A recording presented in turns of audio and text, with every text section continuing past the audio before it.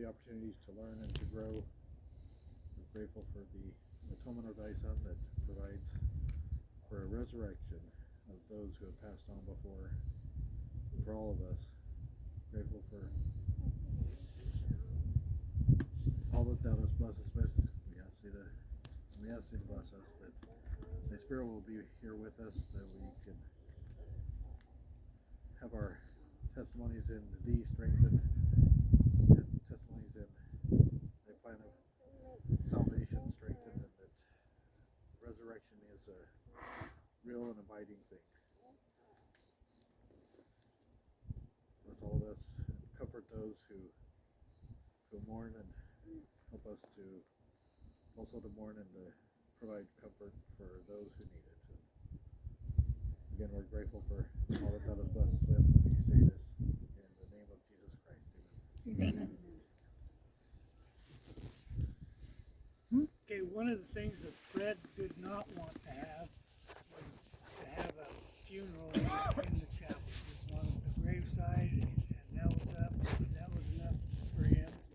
That's one reason why we have chosen to meet out here to have this service.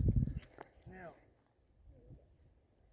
Darlene has said that she would read the obituary, and so we'll have her do that now. Thank you. Oh my gosh.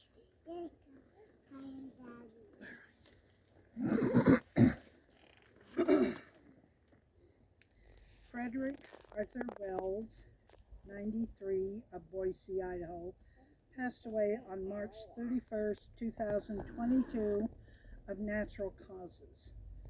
Fred was born on April 20th, 1928 to Arthur and Ernestine Wells in his family and childhood home in Caldwell, Idaho, with both of his grandmothers as his mother's nurses. And actually his farm is just over here a little ways, where he grew up. He grew up on his family farm, was taught at an early age by his mother Ray that if you are going to do something, do it right the first time and do it well. This would prove to be a great lesson as Fred ventured into the lumber industry. He would become a skilled lumber grader for Barber Mills, as well as wore several other hats at his many years there. Fred was a quiet man most all of his life and enjoyed his time alone more than around other people.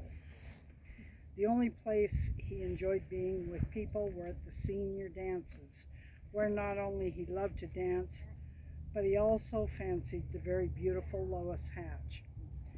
At the time, she was married to her first husband, Leland. Fred could see the devotion in their commitment to each other, and he always wanted that. Some years later, Lois would then be widowed. They both loved to dance, and this was his chance. Even though he was not a man of many words, he was able to dance his way into her life, and shortly after, they were married. He moved to the house in the mountains, where he and Lois worked hard to maintain a beautiful home. He went from enjoying his alone time to marrying into 6 kids, many grandkids, and even more great-grandkids.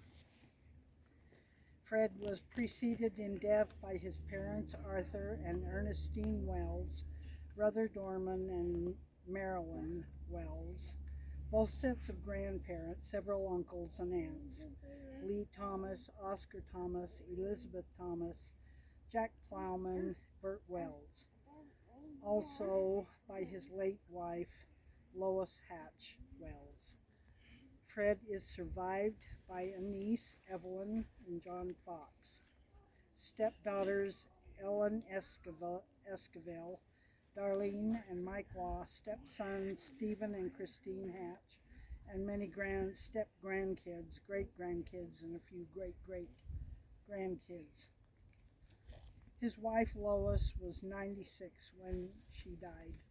Fred took care of her and made it possible for her to remain on her beloved mountain. This meant everything to her, and she appreciated that she could remain there for the rest of her days.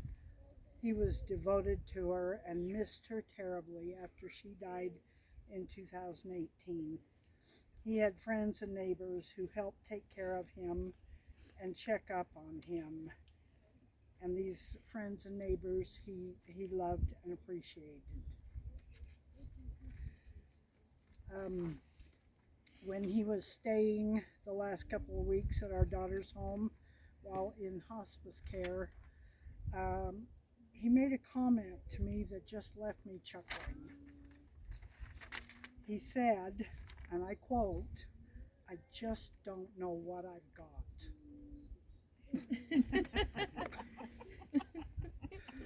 I just laughed. I think I laughed right out loud, but I at least laughed to myself, and I responded, "Fred, you've got old age. You're almost 94. Your body and organs are tired, and so are you."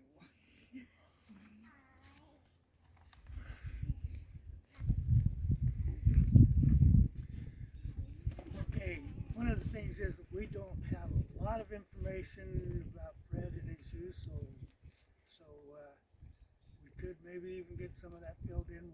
We'll see.